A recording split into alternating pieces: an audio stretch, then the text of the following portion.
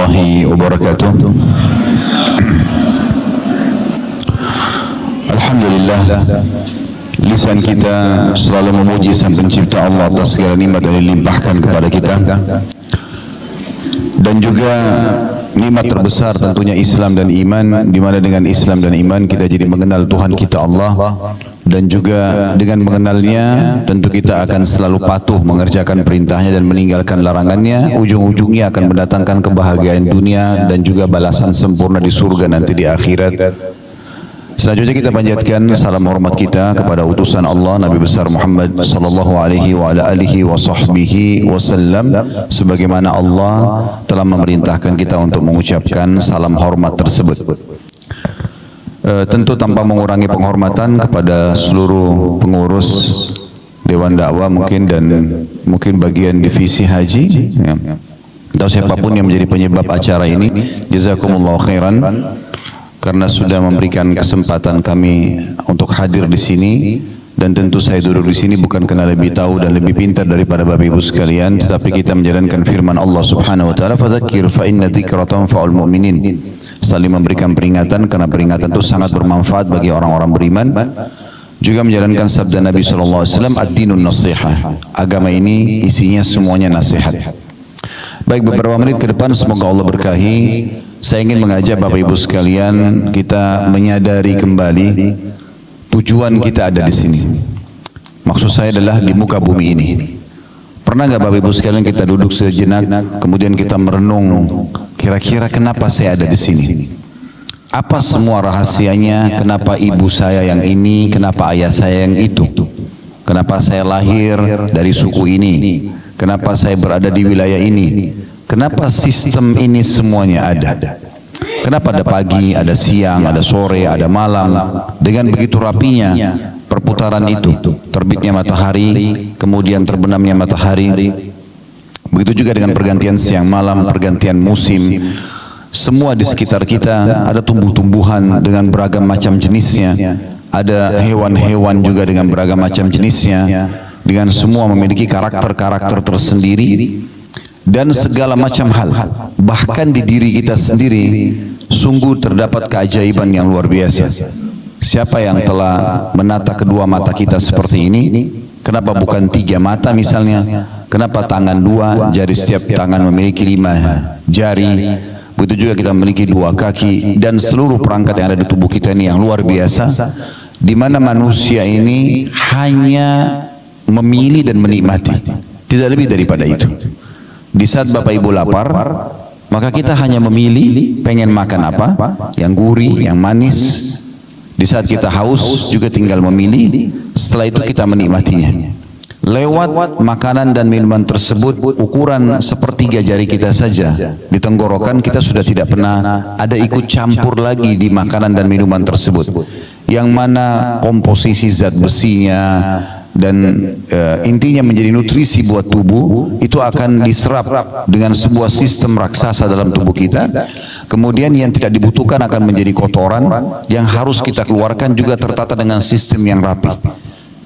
Jadi semua ini, apa tadi yang kami sampaikan itu memberikan jawaban kepada kita kalau kita ini punya Tuhan, ada yang mengatur semua ini.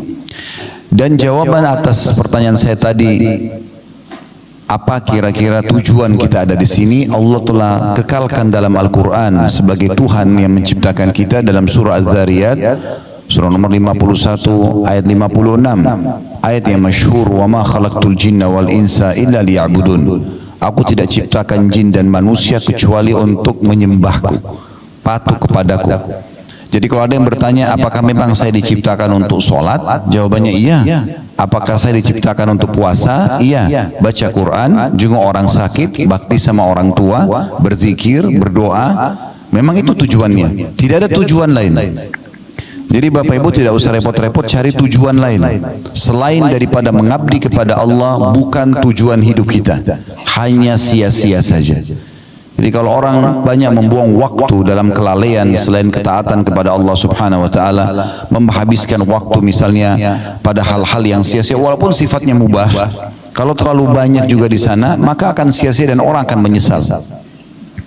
Dalam sebuah hadis riwayat Al-Baihaqi, Nabi SAW menyebutkan nanti ahli surga pun pada saat masuk ke dalam surga akan menyesali waktu-waktu yang mereka lalui selama di dunia yang mereka lalaikan dari ketaatan. Sudah pasti masuk surga, sudah dapat fasilitas di sana, tapi mereka masih menyesali kenapa masih ada waktu dulu di dunia digunakan selain daripada pengabdian kepada Allah.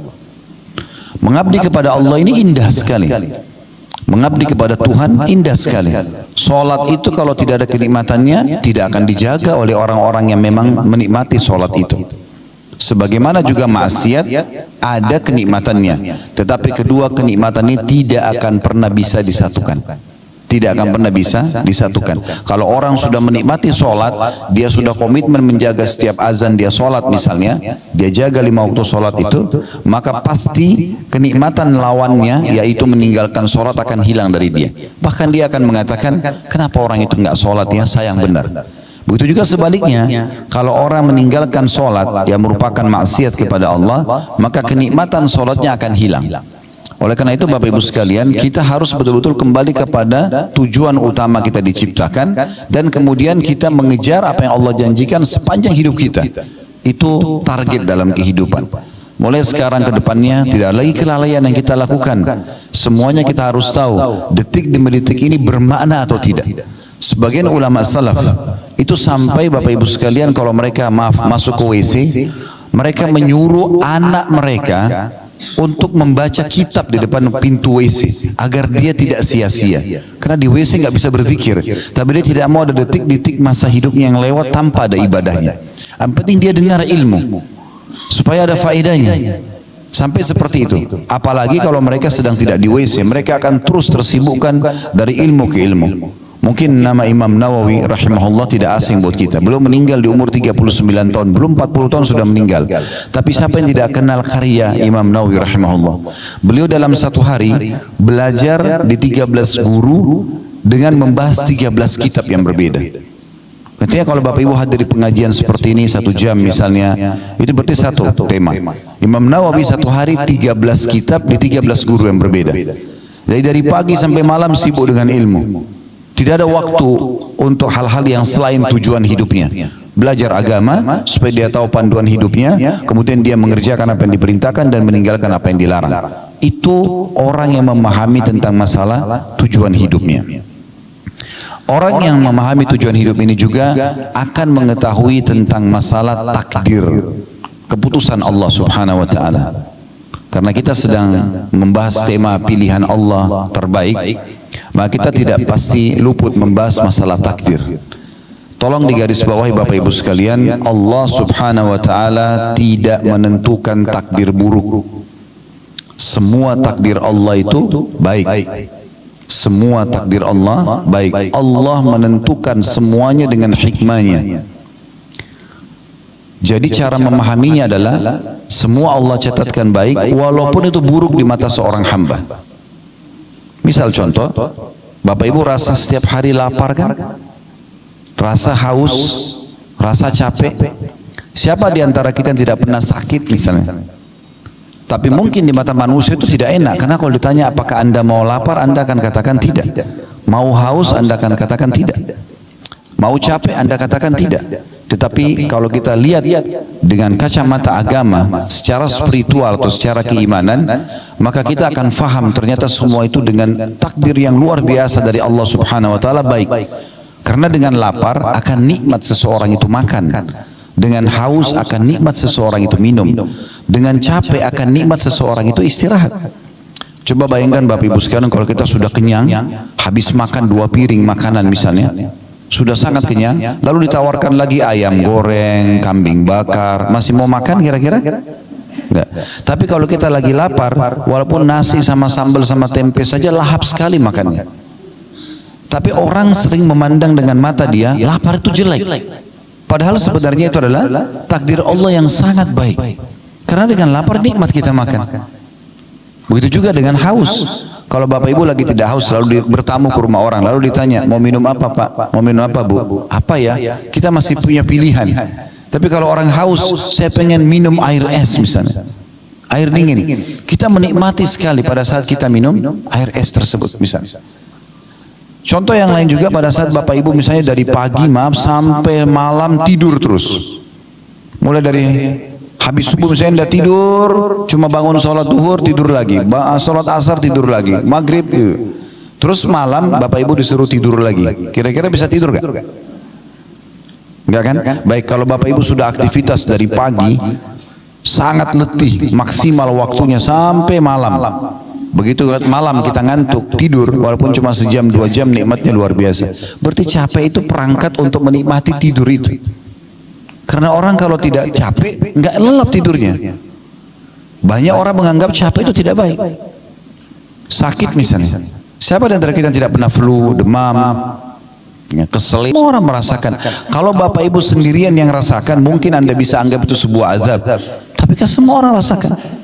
Ada di sini jemaah sekalian yang belum pernah flu. Saya mau kasih mikrofon untuk sampaikan pengalamannya. Kalau selama hidup nggak pernah flu, nggak pernah demam. Baik, mungkin itu sudah umum. Ada nggak di sini yang belum pernah digibah oleh orang? Selama hidup nggak pernah digosipin, nggak pernah difitnah. Ada? Kalau ada, tolong naik ke sini sampaikan pengalamannya. Artinya itu standar kan? Semua orang merasakan. Lalu apa hikmahnya? Kenapa harus ada ujian ini? Supaya kita tahu nikmatnya lawannya. Misalnya kalau sakit kita tahu nikmatnya sehat. Di saat kita lagi meriang, hikmah Allah Subhanahu wa taala sebagai takdir yang baik di situ. Kalau kita lagi sakit meriang, di depan kita ada orang yang sehat lagi minum air es, air dingin. Kita akan mengatakan enak benar ya pada saat kita sehat. Jadi kita bisa menilai itu. Karena manusia kalau tidak dikasih rambu-rambu seperti ini, dia akan lost control. Dia akan lupakan semua nikmat ini. Maka ujian-ujian yang datang justru untuk mendatangkan penilaian positif terhadap nikmat Allah yang sedang Allah berikan kepada kita. Ini poin yang harus kita ketahui teman-teman sekalian. Dan cukup banyak pendapat-pendapat ulama, dalil-dalil yang berhubungan dengan masalah ini. Kalau takdir Allah itu semuanya baik. Di antaranya sabda Nabi SAW yang masyhur, hadis riwayat Muslim, ajaban li amri mu'min, sungguh mengagumkan perkaranya orang-orang beriman. Lalu kata Nabi SAW, inna amrahu kulluhu khair, atau kulluhu khair, semua perkaranya orang mukmin itu baik. Semua dia terasakan takdirnya baik. In asabahu sarra syakar, kalau dia diberikan nikmat dia bersyukur. Wa in asabahu dharra sabar, kalau dia diberikan ujian maka dia sabar. Wala yakunu dzalika illa lil mu'min, dan itu tidak dimiliki kecuali oleh orang beriman. Kata ulama menanggapi hadis ini menandakan bahwasanya baik itu sebuah nikmat yang melimpah, maka itu adalah kebaikan, takdir Allah SWT yang baik.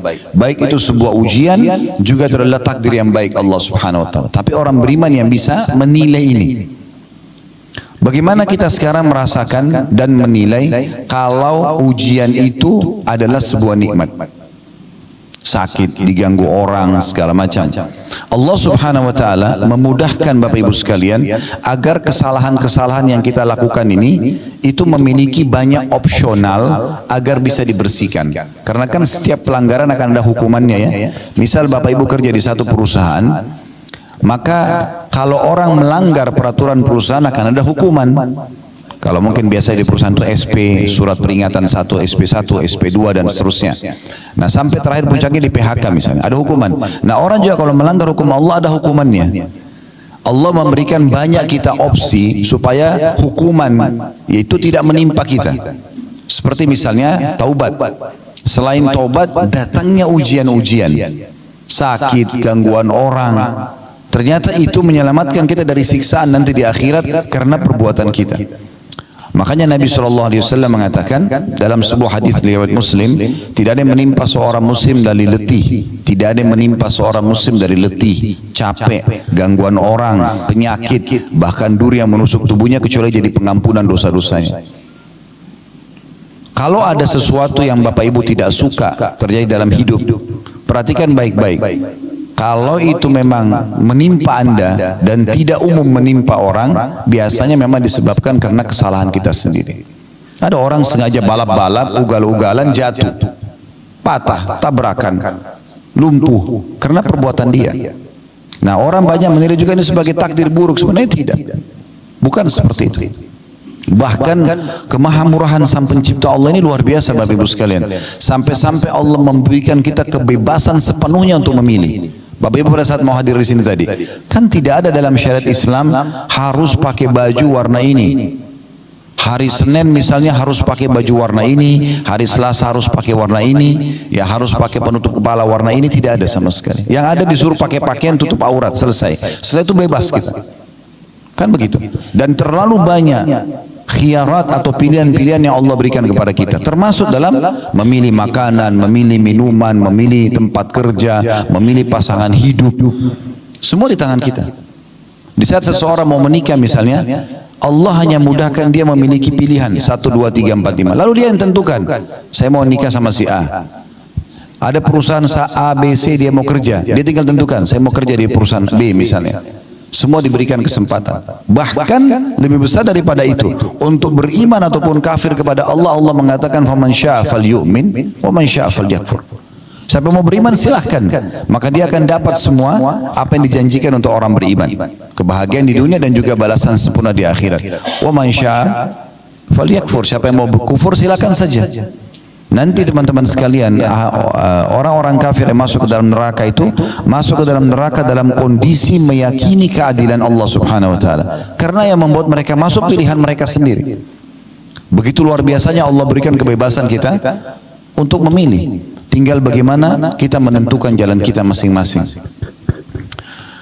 Banyak pendapat ulama tentang masalah ini, diantaranya adalah pendapat Syekh Utsaimin rahimahullah, salah satu ulama di Saudi yang sudah meninggal. Beliau mengatakan kurang lebih terjemahnya, takdir itu tidak ada yang buruk. Takdir tidak ada yang buruk. Yang buruk hanyalah yang ditakdirkan atau al-makdur, artinya makhluk yang merasakannya jelek. Tapi Allah tidak menentukan yang jelek itu. Takdir jika dilihat dari perbuatan Allah, semua takdir itu adalah baik. Sebagaimana disebutkan dalam sebuah hadis, kejelekan tidak disandarkan kepadamu ya Allah. Jadi ada potongan doa teman-teman sekalian, itu disebutkan dalam riwayat Muslim, ya, bahwasanya wasyarru laisa ilaik, keburukan tidak akan pernah disandarkan kepadamu ya Allah. Itu Nabi SAW sering baca dalam sholat beliau, ya. Maka kata Syekh Utsaimin rahimahullah, sebagaimana dalam potongan hadis, kejelekan tidak disandarkan kepadamu. Jadi takdir Allah itu selamanya tidak ada yang jelek.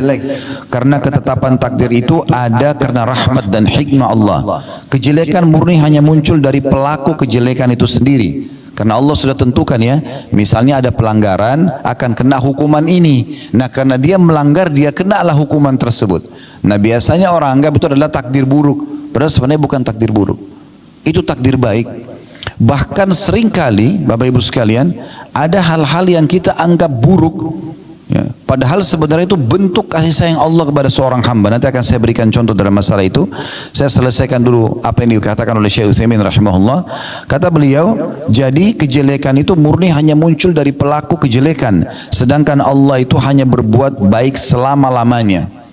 Ini beliau jelaskan dalam syarah hadis Arba'in Nawawi beliau di halaman 88. Yang saya katakan tadi contohnya Bapak Ibu sekalian adalah pelaku kriminal. Semua hamba Allah Subhanahu wa taala kalau ingin melakukan satu perbuatan kriminal, kriminal ini berarti pelanggaran, bahasa agamanya maksiat, ya. Yang Allah sudah tentukan sebagai pelanggaran, berzina, mencuri, membunuh, apa saja. Pasti Allah Subhanahu wa taala akan berikan kepada dia sinyal rasa khawatir dan takut. Di saat dia mau masuk hotel berzina misalnya, pasti ada rasa takutnya, rasa khawatir. Dia mau mencuri begitu, dia mau membunuh begitu, supaya dia tidak melakukannya. Dan Allah Maha tahu, kalau dibiarkan dia melakukan, maka ada konsekuensi hukuman. Allah akan datangkan hukuman karena pelanggarannya itu, maka Allah berhentikan dia dengan rasa takut itu.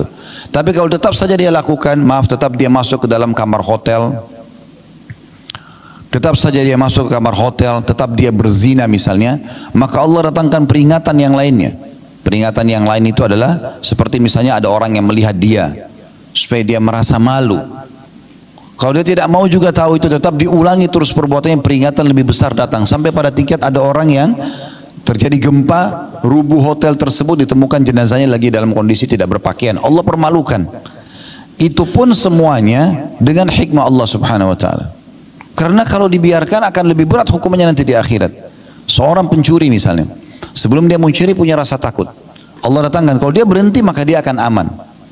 Tapi ternyata tetap aja dia mencuri. Allah datangkan sinyal yang kedua. Dilihat oleh orang lain tapi mungkin belum kepergok, belum ketangkap. Tapi sudah mulai orang tahu, oh si fulan itu pernah mencuri misalnya. Supaya dia kembali. Tetap dia mencuri, maka Allah buat dia kepergok. Puncaknya adalah ditangkap oleh massa, mulai digebukin. Pada saat digebukin pun seorang maling itu sebenarnya, itu bentuk kasih sayang Allah. Karena kalau tidak digebukin, dia tidak mau berhenti orang ini. Maka Allah punya cara memberhentikan dia, supaya dia tidak mengulanginya. Berapa banyak orang yang diuji dengan penyakit kronis, diuji dengan segala macam hal, ternyata itu ada hikmah yang sangat besar. Ada seorang anak muda di rumah sakit di Riyadh, kejadian nyata Bapak Ibu sekalian. Dia naik mobil, bawa mobil terus tabrakan, kakinya patah. Subhanallah, sudah 3 tahun di rumah sakit. Satu waktu ada seorang syekh datang. Syekh ini selalu setiap hari bolak-balik ke rumah sakit, pindah dari rumah sakit ke rumah sakit, hanya untuk pamit kepada pemimpin kepala rumah sakit untuk diizinkan keliling kamar-kamar pasien. Dia hanya minta satu kamar pasien setengah menit, 1 menit, hanya menyabarkan mereka, mendoakan mereka, lalu dia pergi untuk mendapatkan pahala menjenguk orang sakit gitu. Subhanallah, dia masuk kamar anak muda ini, kakinya masih digip ya, pakai semen dan digantung, sudah 3 tahun. Maka Syekh ini pun mengatakan, sabarlah, semoga jadi pembersihan dosamu, dinasihatin. Tapi dari semua pasien anak muda ini beda sendiri. Dia mengatakan begini, Syekh, jazakallah khair, semoga Allah balas anda dengan kebaikan atas jenguk ini, kejenguk ini, yang mendatangi menjenguk saya, dan juga doa-doa anda. Tapi perlu anda tahu, saya malah bersyukur sama Allah dengan musibah ini. Kata Syekh, kok bisa? Kamu kan tabrakan, kakimu patah, sudah 3 tahun di rumah sakit. Dia bilang, Syekh, saya dulu ini termasuk anak muda yang lalai, malas sekali ibadah, nggak pernah sholat, ugal-ugalan. Itu sampai saya kejadian tabrakan itu, karena ugal-ugalan. Selalu jauh dari agama Allah. Waktu awal saya tabrakan dan kaki saya patah dimasukkan ke rumah sakit ini, saya marah sekali, tidak bisa menerima keputusan Allah. Saya terus saja berkeluh kesah. Tapi karena memang dasarnya kaki saya patah, saya nggak bisa buat apa-apa.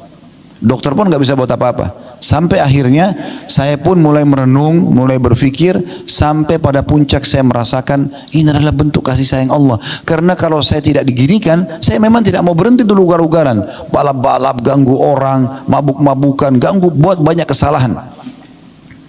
Maka dia pun, ya mungkin Bapak Ibu maaf kalau mengatakan bagaimana bisa di Saudi ada orang mabuk, itu mungkin ada juga orang jual beli transaksi narkotika, ada orang ditangkap lalu dihukum oleh pemerintah, ada terjadi itu di sana.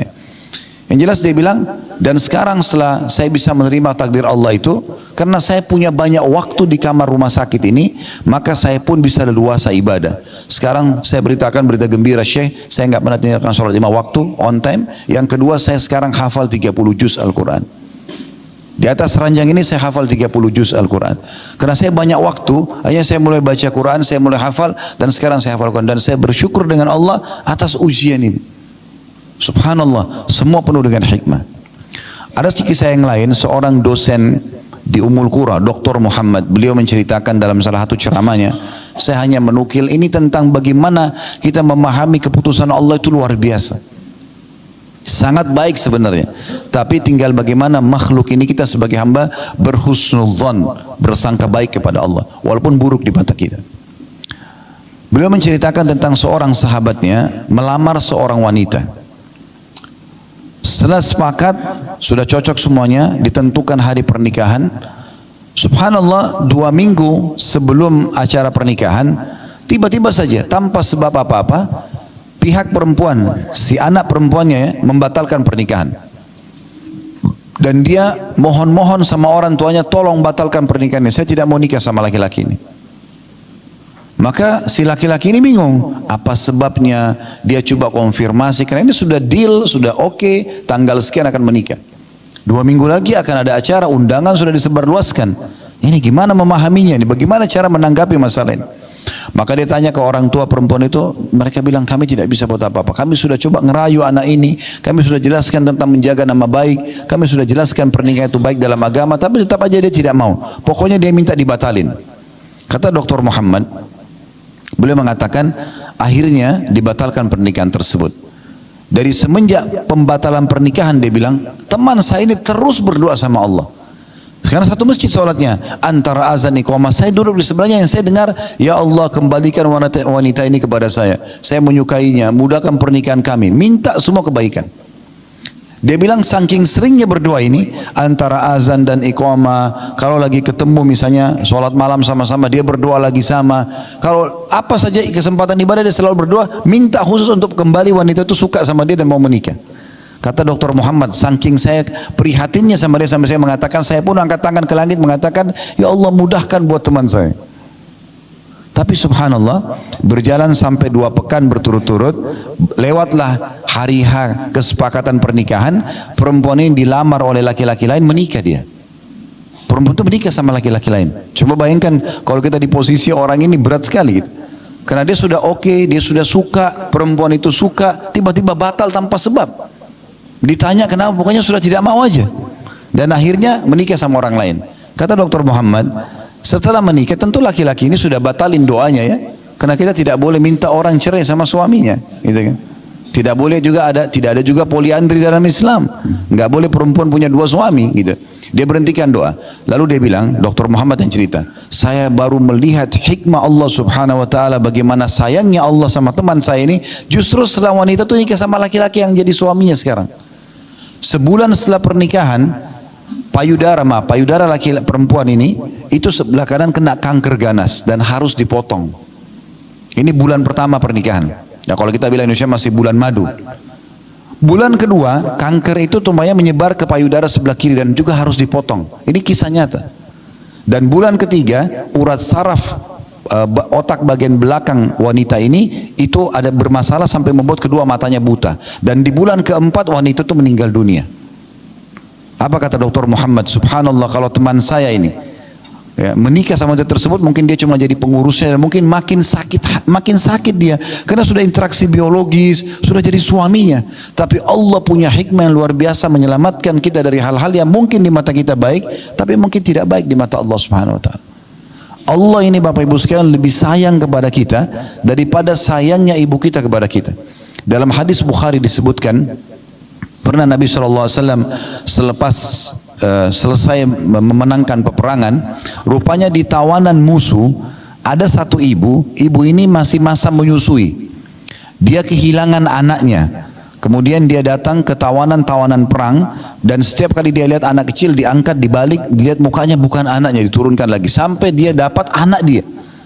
Begitu dia dapat anak dia, langsung dia peluk, disusuin anak itu. Di kancah peperangan penuh debu, lagi suasananya luar biasa, tapi karena ibu ini kehilangan anak, begitu dia dapat, dia sudah lupa semua itu. Anaknya dimasukin ke dalam bajunya, disusuin sama dia. Nabi SAW melihat itu. Lalu Nabi SAW bilang kepada para sahabat, apakah kalian lihat ibu itu? Mereka mengatakan, iya ya Rasulullah. Baik, apakah kalian mengira ibu ini akan mau melempar anaknya ke dalam api? Kalau kita bakar api ini, api unggun, kita suruh ibu itu lempar anaknya, mau nggak? Kata sahabat, tentu tidak ya Rasulullah. Tidak mungkin. Dia pasti akan terus mempertahankan anaknya selama dia mampu. Kata Nabi SAW, demi zat yang jiwaku dalam genggaman yang maksud, demi Allah, sesungguhnya Tuhan kalian Allah lebih sayang kepada kalian daripada ibu itu kepada anaknya. Allah tidak ingin kita celaka. Allah tidak ingin kita masuk ke dalam neraka. Allah nggak ingin kita lapar, nggak ingin kita haus, nggak ingin kita merasa penderitaan, gitu kan? Tetapi sering kali terjadi ujian-ujian itu karena perilaku hamba itu sendiri. Dia penyebabnya. Dia melakukan pelanggaran agama yang akhirnya memang Allah sudah tentukan sebagai takdir, keputusannya akan kena hukuman ini misalnya. Seperti itu. Jadi kita tinggal berhusnudzon dengan Allah Subhanahu wa taala. Kapan kita sudah berbuat baik, kita pertahankan. Kapan kita berbuat yang salah, kita segera bertaubat. Orang yang segera kembali ke Allah Subhanahu wa taala, maka secara otomatis ya, dia akan mendapatkan yang terbaik dari Allah Subhanahu wa taala. Ada juga satu kisah yang lain. Ini kebetulan kisah nyata. Seorang wanita pernah berteman sama istri saya. Berjalan rumah tangga si teman istri saya ini, kalau tidak salah 15 tahun. Mereka nggak punya anak. Entah kenapa, subhanallah, si laki-laki si suaminya ini orang baik, suka bekerja, dia bekerja di tempat yang benar, juga dia sebagai suami yang ideal. Tapi tiba-tiba istrinya ini berkenalan sama laki-laki lain, ya. Kemudian dia, bahasa sekarang orang pacaran, selingkuh. Setelah itu dia paksa suaminya untuk menceraikan dia. Yang terjadi adalah si suami ini karena sudah 15 tahun berumah tangga, dia juga nggak punya salah. Kemudian tiba-tiba dia bilang, ada salah apa sama saya ini? Saya tahu karena kebetulan istrinya adalah sahabat istri, teman istri saya gitu. Kemudian dia bilang, ada apa dengan saya? Apa salahnya? Terus saja dia coba ya mengorek, tapi tetap istri bilang tidak mau. Intinya cerailah akhirnya.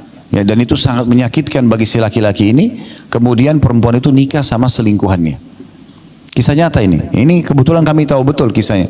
Dan alhamdulillah ini bukan ghibah karena kita tidak menyebutkan nama. Ya. Maka setelah berjalan waktu, mungkin setelah kejadian itu sekitar 5-6 tahun. Ya, kejadian itu, saya ada tablik akbar di Makassar. Setelah selesai tablik akbar bubar, ada orang dari jauh salam sama saya. Assalamualaikum. Saya kurang kenal gitu. Karena performanya sudah berubah, ya. Lebih agamis lah gitu ya. Pakaiannya segala macam, penampilannya. Kemudian setelah dekat baru dia sebut namanya, saya si Fulan. Ustaz masih ingat? Oh ternyata ini adalah suaminya perempuan itu. Yang 6 tahun lalu atau 5 tahun lalu ditinggal sama istrinya, istri selingkuh terus nikah sama selingkuhannya. Kalau setelah itu saya putus kontak gitu. 6 tahun kemudian 5-6 tahun kemudian saya ketemu, ternyata dia orang ini dan hadir di tablik akbar kami. Terus saya karena merasa prihatin, saya masih ingat kasus dia, selalu saya tanya, maaf. Jadi setelah tanya kabar segala macam, lalu bagaimana kejadiannya? Oh alhamdulillah dia bilang. Orang ini bilang, suami tadi si perempuan yang selingkuh itu.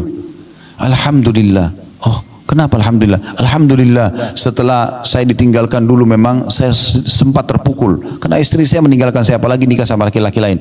Tapi setelah itu saya sempat vakum untuk berapa bulan, berapa waktu gitu saya tidak tahu harus buat apa. Sampai akhirnya saya bangkit kembali, saya sangka baik sama Allah, saya menikah. Sekarang saya diberikan oleh Allah istri yang salehah dan Allah karunia sekarang saya anak atau 2 atau 3 dia bilang.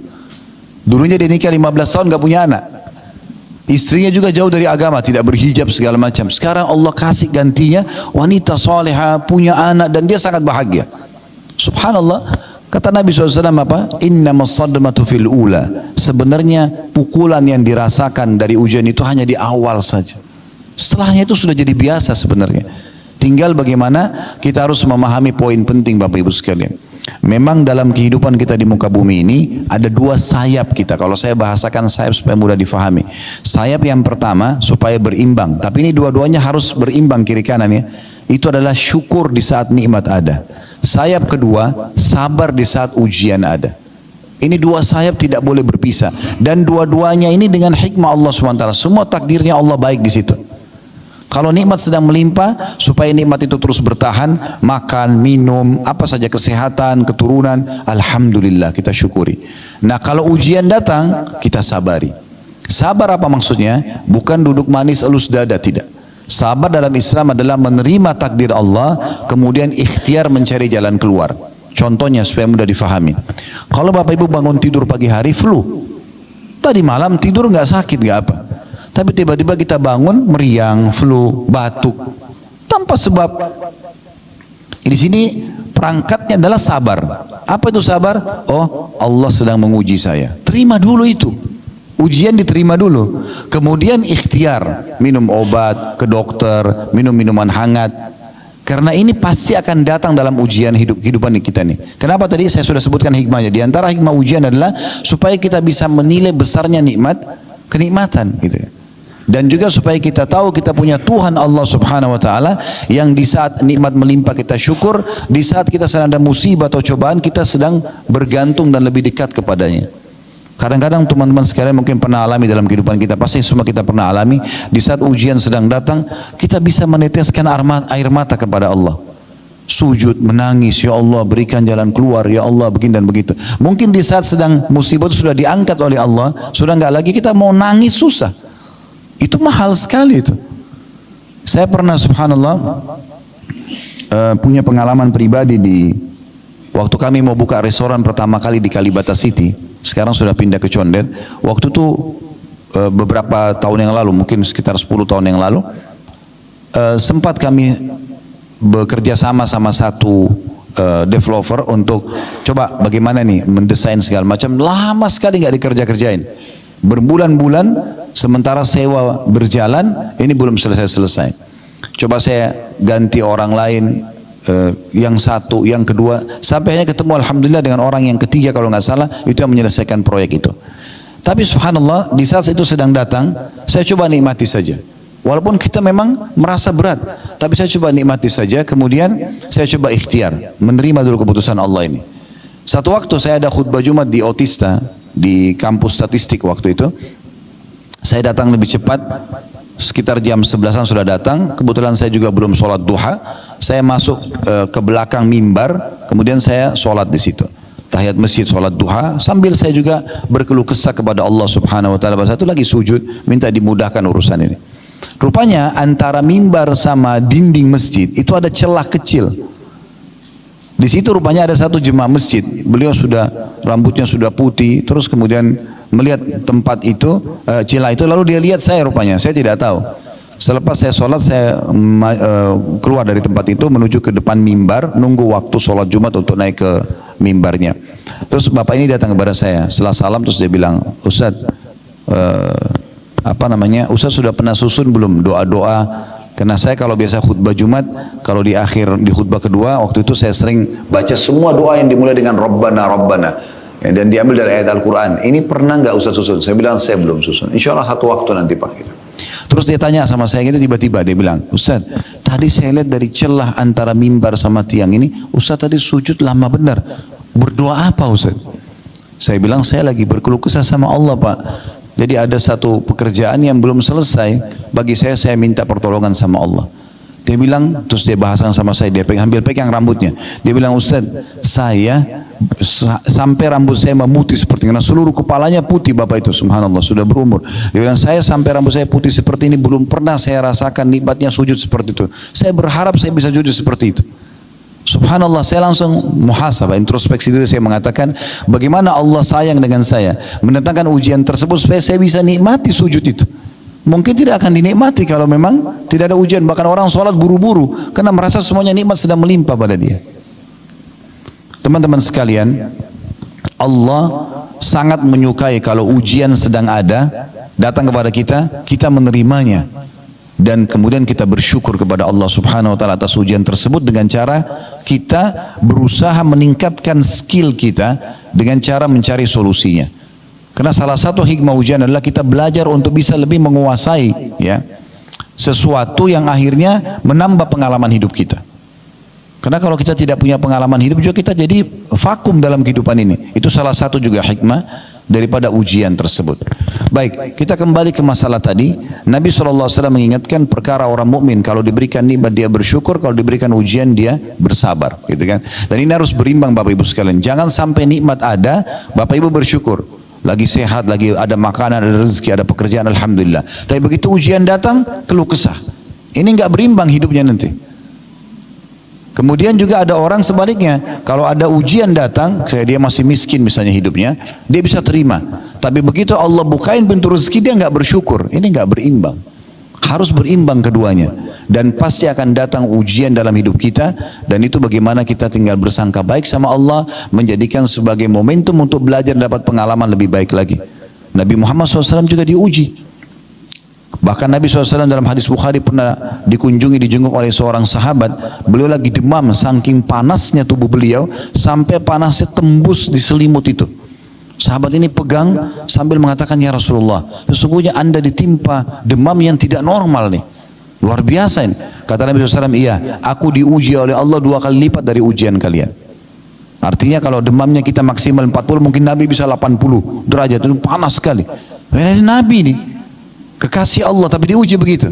Lalu apa kata sahabat ini? Langsung berpikiran sangka baik. Sahabatnya mengatakannya, Rasulullah, kalau begitu apakah berarti anda juga dapat double pahala? Kata Nabi SAW, iya tentunya. Karena sesungguhnya besarnya kadar balasan pahala sesuai dengan besarnya kadar balas ujian atau besarnya ujian seseorang hamba. Lalu sahabat ini bertanya, ya Rasulullah, siapa orang yang paling berat ujiannya? Kata Nabi SAW, para nabi-nabi. Kemudian datang orang-orang yang mendekati iman mereka dengan nabi-nabi, dan terus begitu. Dalam riwayat lain, siapa yang kuat agamanya, ujiannya akan lebih berat. Dan begitu terus orang diuji sampai sesuai dengan kadar kekuatan imannya.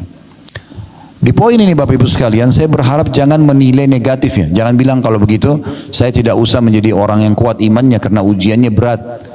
Ini bukan begitu memahaminya. Ujiannya maksudnya adalah di saat ada dua orang yang sedang diuji, misalnya tadi contoh Nabi SAW demam. Kalau orang yang sangat kuat imannya, dia diuji misalnya demamnya, misal 2 hari, orang yang ringan imannya, mungkin diuji 2 hari atau 3 hari demam sembuh. Mungkin orang yang kuat iman, tapi itu juga tujuannya untuk memberikan pahala lebih besar kepada dia. Jadi ujian bukan ujian. Tapi itu juga tujuannya untuk memberikan pahala lebih besar kepada dia. Jadi ujian bukan ujian yang di luar orang-orang umumnya, tapi ujian yang sama cuma mungkin waktunya lebih panjang. Karena hadis ini seperti itu menyebutkan Nabi SAW demam, tapi lebih demam daripada orang-orang sebelumnya. Ada derajat-derajat di surga Bapak Ibu sekalian tidak bisa didapatkan kecuali dengan ujian. Oleh karena itu orang beriman diuji oleh Allah Subhanahu wa taala.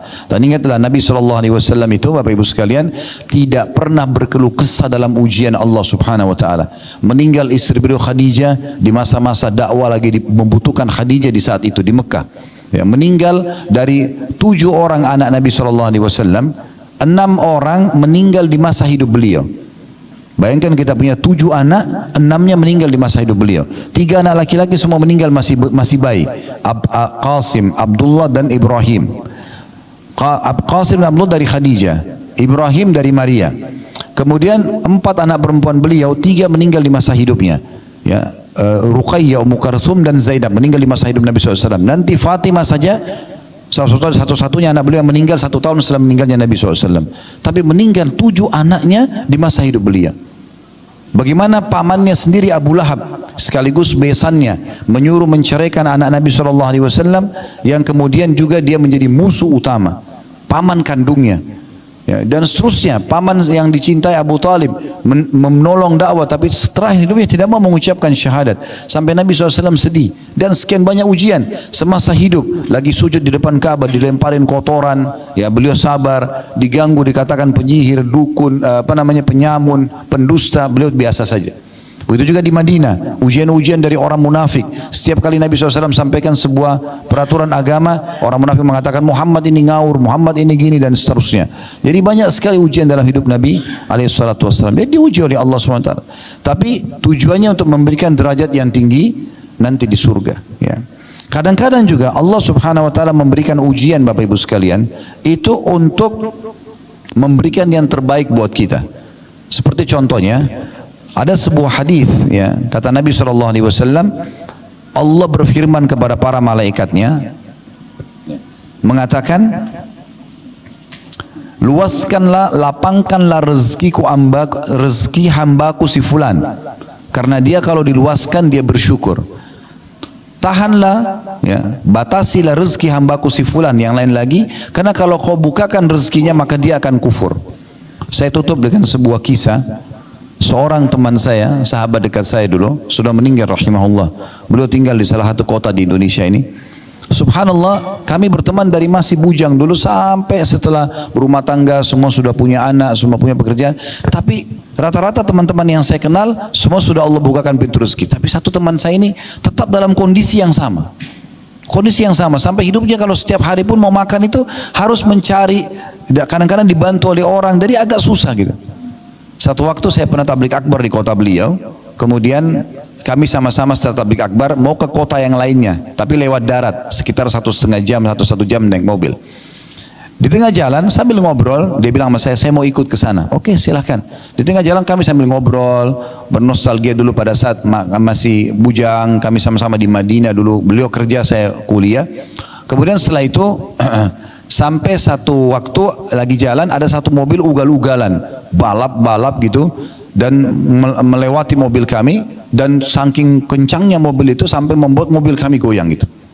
Pada saat itu subhanallah, saya pertama kali selama saya berteman sama teman saya ini mendengar ucapan itu. Dia tiba-tiba mencaci maki mobil itu, mencaci maki pemilik mobil itu dan seterusnya, dan dia marah-marah gitu. Minta supaya mobil itu dikejar lah. Terus Lalu saya lihat, saya balik ke belakang. Kebetulan saya duduk sama supir di depan, dia di belakang. Lalu saya mengatakan, akhi, sebentar, tenangkan diri antum. Orang ini sedang berbuat sesuatu yang jahil. Tidak usah kita ikut-ikutan marah, tidak perlu. Itu urusan dia melakukan pelanggaran. Jangan kita balas keburukan dengan keburukan. Tapi subhanallah, saya tiba-tiba berpikir, pada saat itu kami cuma naik mobil sewa. Bukan mobil pribadi. Saya berpikir subhanallah, orang ini masih baru naik mobil sewa, sudah bisa caci maki orang lain.